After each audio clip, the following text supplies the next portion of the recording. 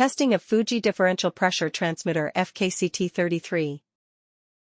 The transmitter has been set to a calibration range of input signal, according to request of the customer. For testing we use pressurized air, 24-volt DC power supply and a multimeter in order to measure the output.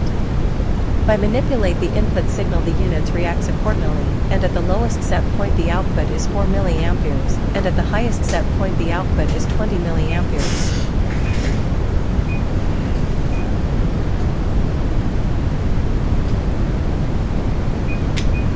The same process is repeated and for the other differential pressure transmitter.